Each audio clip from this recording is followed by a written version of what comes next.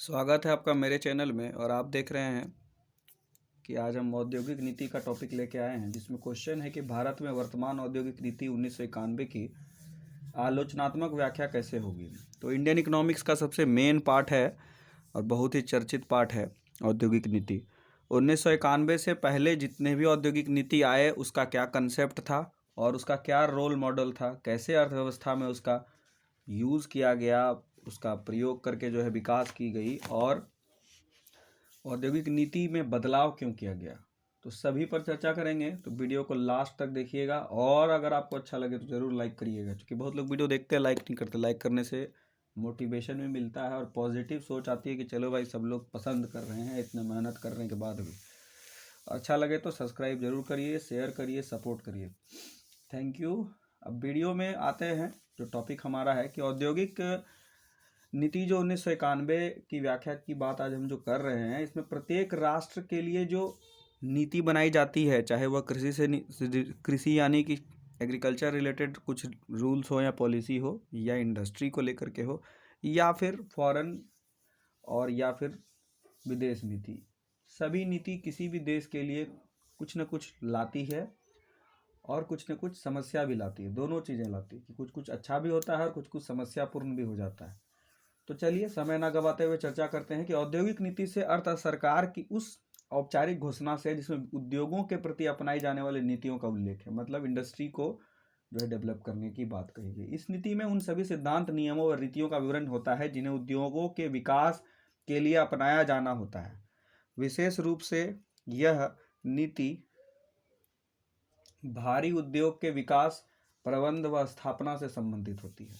प्रत्येक राष्ट्र, इसका क्या महत्व है, प्रत्येक राष्ट्र के लिए औद्योगिक नीति महत्वपूर्ण होती है क्योंकि वह देश के औद्योगिक विकास को सुनियोजित कर देश की अर्थव्यवस्था को मजबूत करती है, राष्ट्र को मार्गदर्शन एवं निर्देशन देती है, सरकार को निश्चित कार्यक्रम बनाने में मदद करती है, जनसाधारण को अपनी निश्चित जीविका का साधन बनाने में सहायता करती है।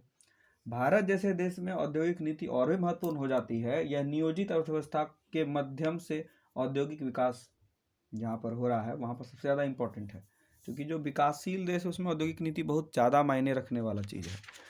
तो औद्योगिक नीति में जो बातें हैं कि देश की प्राकृतिक साधन पर्याप्त मात्रा में उपलब्ध हैं, लेकिन उसका उचित विदोहन नहीं हो रहा है। मतलब जिस तरह से नेचुरल रिसोर्सेज हमारे पास हैं उस तरह से हम उसका जो यूटिलाइजेशन नहीं कर पा रहे हैं अपनी इंडस्ट्रियल पॉलिसी और अर्थव्यवस्था यानी कि इकोनॉमी में।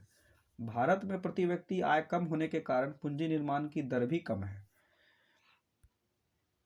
जिससे क्या होता है, पूंजी निर्माण दर कम है क्योंकि प्रति व्यक्ति आय कम है, तथा उपलब्ध पूंजी सीमांत मात्रा में है। उपलब्ध पूंजी का मतलब हो गया कि मार्जिनल कैपिटल ही हमारे पास अवेलेबल है, जिससे हम नया चीज़ बनाने के लिए आगे जो है शुरुआत कर सकते हैं, लेकिन वह भी कम है। महत्वपूर्ण है कि औद्योगिक नीति इस बात में मदद करेगा। वह क्षेत्र जहां व्यक्तिगत उद्यमी पहुंचने में समर्थ नहीं है सार्वजनिक क्षेत्र में रखे जाएं एवं सरकारी उत्तरदायित्व अपने ऊपर ली जाए। साथ ही यह भी आवश्यक होता है कि निजी क्षेत्र में, जैसे कॉपी है हमारे पास लिखा हुआ, तो निजी क्षेत्र में पर नियंत्रण भी होना चाहिए, ठीक है, जिससे कि विकास योजनाएं ठीक से चलती रहे ताकि आवश्यक उद्योग का विकास सबसे पहले हो सके। मतलब अब इंडस्ट्री में भी बहुत सारी चीज़ों का क्लासिफिकेशन किया गया, किसको पहले करना है किसको बाद में करना है। तो घरेलू व विदेशी व्यापार उचित प्रकार से चल सके और जिसको जरूरी वाला सेक्टर है उसको पहले डेवलप करेंगे, लिए औद्योगिक नीति महत्वपूर्ण है। स्वतंत्रता प्राप्ति के पश्चात देश में अब तक 6 बार औद्योगिक नीति बनी है। 1948, 1956, 1977, 1980, 90 और 91 रखना चाहिए दिमाग में, चूँकि जीके वगैरह में पूछने का चांसेस होता है कि जीके में अगर आपको पूछ दे तो पूछ दे। अब कहता है क्या औद्योगिक नीति 1991 पर हमको चर्चा करना है, तो उसी पर चलिए आते हैं कि नई नीति 19 औद्योगिक नीति 24 जुलाई 1991 को इस देश में घोषित की गई। यह नीति 1956 की औद्योगिक नीति एवं नेहरू मॉडल के विपरीत एवं राष्ट्रीय अंतर्राष्ट्रीय अर्थव्यवस्था की आवश्यकताओं के अंतर्गत एक अत्यंत ही साहसिक, क्रांतिकारी और महत्वपूर्ण कदम है। कहने का अर्थ क्या है कि औद्योगिक नीति 1956 और औद्योगिक नीति 1991, यही दोनों नीति था जो देश की अर्थव्यवस्था में जान लाया। 1956 जो था वो सोवियत मॉडल और नेहरू मॉडल के आधार पर था, जो कि 1991 की नीति से विपरीत है। अब देखिए यह जो पूरा क्वेश्चन है इसमें हम 5 बातों का अध्ययन करेंगे। तो पहले उद्देश्य इसका समझा दें, फिर इस पर चलेंगे। इस नीति का मुख्य उद्देश्य क्या था, कौन सी, 1991 की, कि भारतीय अर्थव्यवस्था को अनावश्यक नौकरशाह मतलब जो ब्यूरोक्रेट्स है उससे बचाया गया है। ब्यूरोक्रेट्स क्या करते थे कि जिसको जरूरत होता था, अपना टाइप का है, थोड़ा पैसा उसे लेके उसी को दे दिए लाइसेंस, उसी को दे दिए पॉलिसी, उसी को दे दिए इंडस्ट्री करने का ऑर्डर। भारतीय अर्थव्यवस्था को में उदारीकरण लागू हो, लिबरलाइजेशन का कंसेप्ट हो, ताकि विश्व अर्थव्यवस्था के साथ एकीकरण हो, यूनिफिकेशन ऑफ जो वर्ल्ड इकोनॉमी है उसमें ओपन इकोनॉमी की तरह जो हम इकोनॉमी डेवलप कर जाए, और उसके साथ एक सामंजस्य यानी कोऑर्डिनेशन बैठा सके। प्रत्यक्ष विदेशी निवेश एफडीआई पर भी लगे प्रतिबंध को हटाना चाहती थी, कि विदेश से जो लोग यहाँ आकर के अपनी जो भूमिका उत्पादन के तौर पर निजी क्षेत्रों में या सरकार के साथ हस्तक्षेप करके जो लगाना चाहते थे, उस पर यह प्रतिबंध लगा हुआ था 1956 के कारण, उसको हटाना चाहती। इसका प्रतिबंध क्यों लगा हुआ था, क्योंकि लोग डरते थे कि कहीं अंग्रेज फिर से आके हमारे लिए गुलामी का जो है परिस्थिति ना डेवलप कर दें, इसीलिए बंद कर दिया गया था। इसीलिए यह नीति जब आई तो देश में उद्यमों के एकाधिकार एवं प्रतिबंधक व्यापार MRTP एक्ट भी लागू की गई, जिसको कि खेमा के नाम से भी हम जानते हैं। इसके अलावा सार्वजनिक उपक्रम जिनमें प्रतिफल दर रेट ऑफ इंटरेस्ट बहुत ही थोड़ा सा था, जो उनके वर्ष से जो अनेक वर्षों से लगातार घाटे में सरकारी जो एजेंसियां थी उनके भार से भी मुक्त करना था।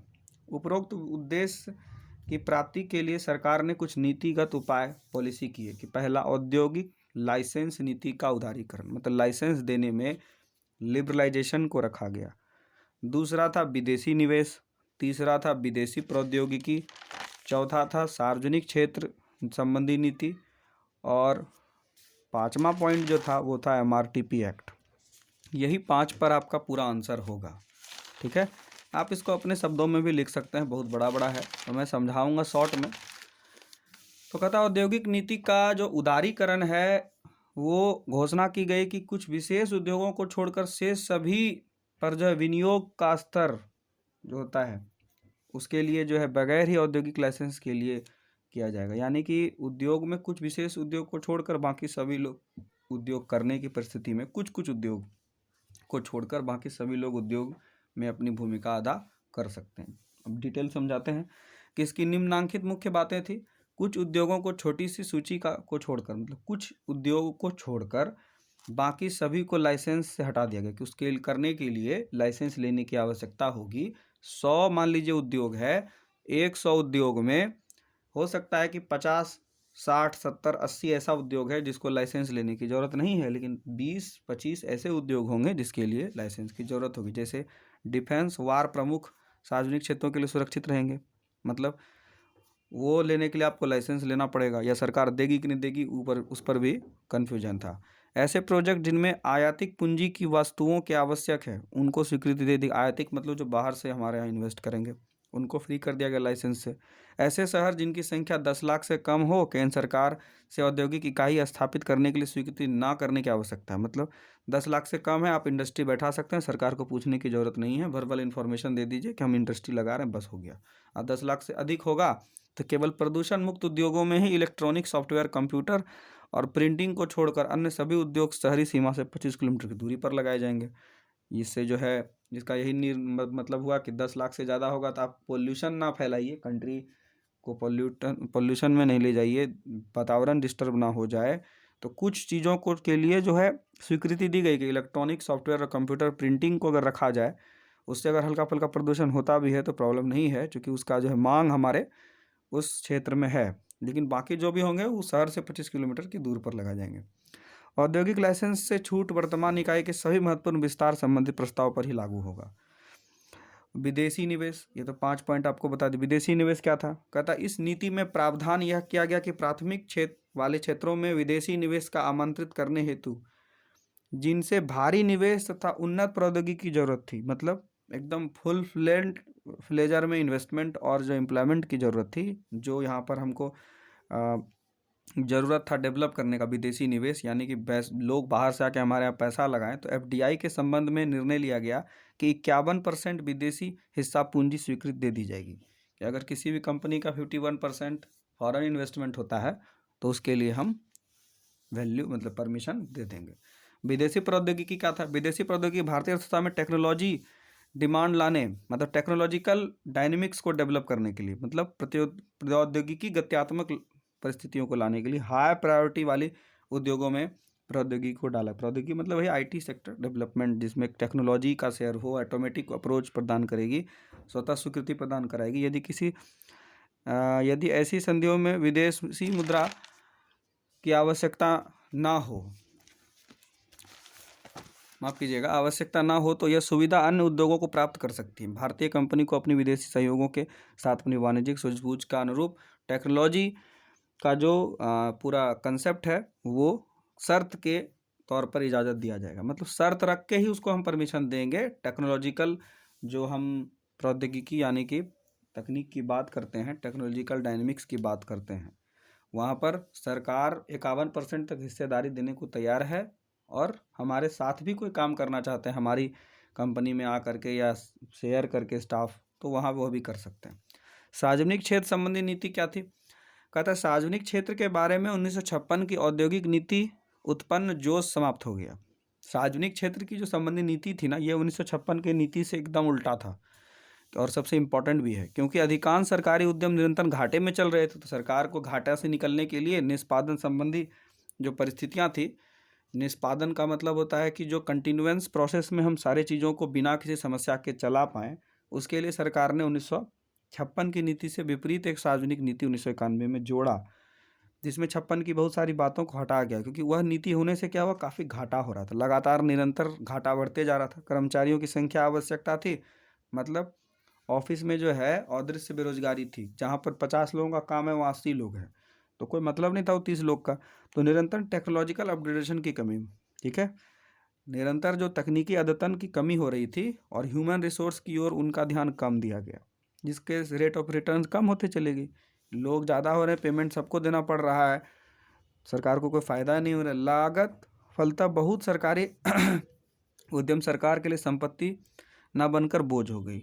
मतलब जो बड़ी इंफ्रास्ट्रक्चर था गवर्नमेंट का, बड़ा बड़ा था, जिसमें कि प्रॉब्लम हो रहा था ढोने में और उससे कुछ आउटपुट नहीं मिल रहा था, जो कि सरकारी संपत्ति ना होकर एक बोझ हो गया। तो इसका नज़रिया बदल के 1956 में संरचनात्मक सुधार को अपरिहार्य यानी अनअवॉइडेबल बना गया कि इसको इस तरह से बदल दो कि लोग इससे बाहर नहीं जा सके। तो इसके लिए प्रायोरिटी क्या दिया गया कि अनिवार्य आधारभूत संरचना वस्तुओं एवं सेवाओं में तेल खनिज संसाधनों की खोज एवं विदोहन की, रिसोर्स खोजो और उसको डेवलपमेंट में दिमाग लगाओ, ठीक है। वस्तुओं एवं सेवाओं पर ध्यान दो, स्ट्रक्चरल जो चेंजेस होता है सर्विस और गुड्स का, उस पर ध्यान देना ज़रूरी है, उसके क्वालिटी पर ध्यान देना ज़रूरी है, उसके वर्किंग कैपेसिटी पर ध्यान देना ज़रूरी है। ऐसे क्षेत्र प्रौद्योगिकी विकास एवं निर्माण सामर्थ्य को परिपोषित करते हैं। और अगर ऐसा होगा तो जो बोझ लगने वाली व्यवस्था है उसमें नयापन आएगा।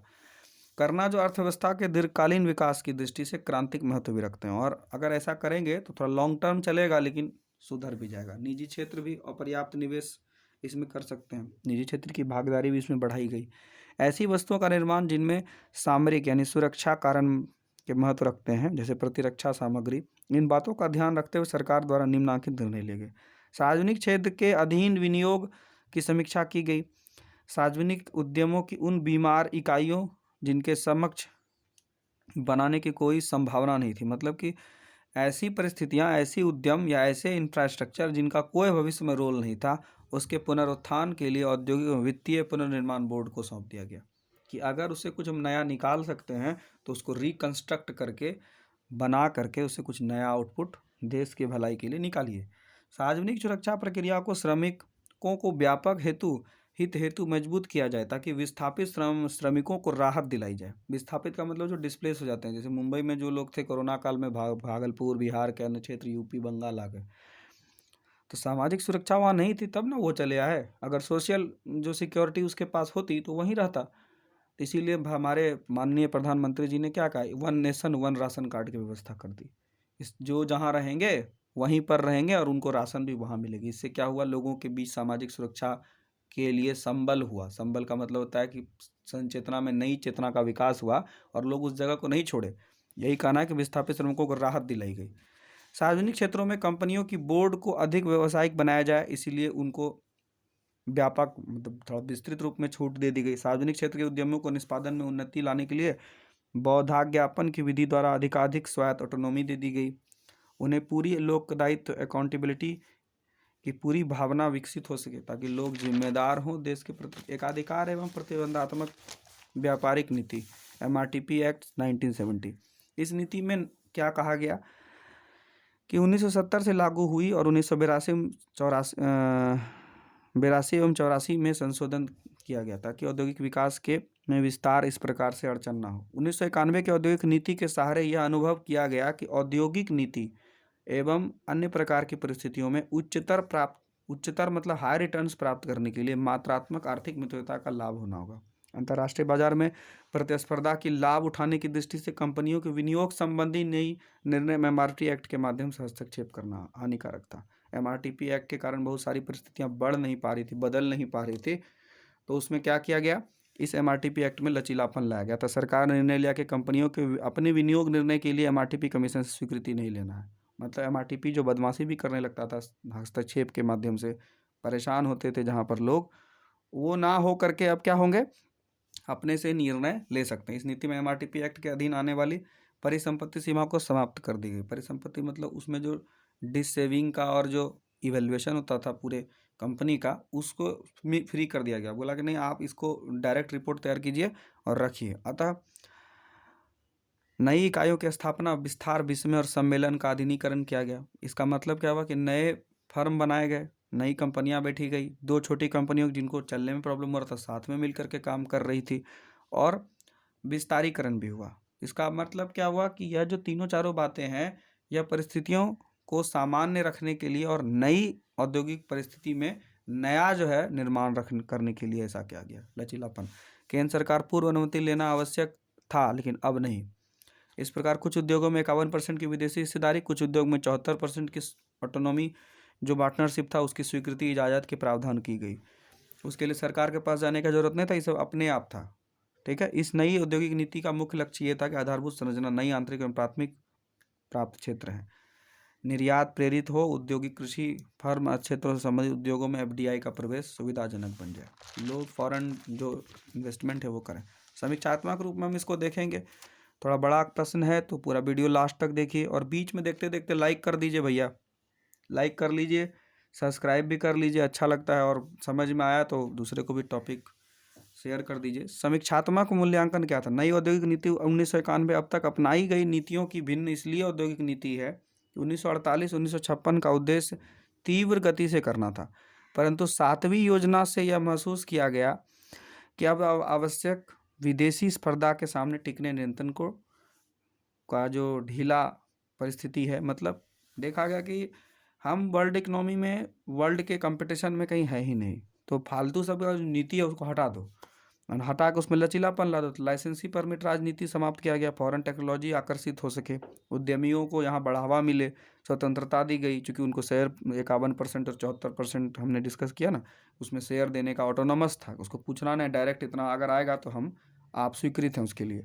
बड़े पैमाने पर रोजगार सृजित करने के लिए, ठीक है, जेसी साइरस ने कहा कि 1991 की तरह कुशलता एवं औद्योगिक उत्पादन का प्रोत्साहन करना सहायक होगा, किंतु विद्वानों ने इस नीति की आलोचना भी की। यह नीति नेहरू मॉडल के विपरीत मॉडल है। औद्योगिक उदारीकरण, निजीकरण, वैश्वीकरण की आवश्यकता से अधिक महत्व दिया गया है, मतलब ग्लोबलाइजेशन, लिबरलाइजेशन और प्राइवेटाइजेशन पर ज़्यादा वैल्यू दिया गया। दूसरा पॉइंट है कि इस नीति ने विदेशी नीति पर अंधविश्वास व्यक्त किया।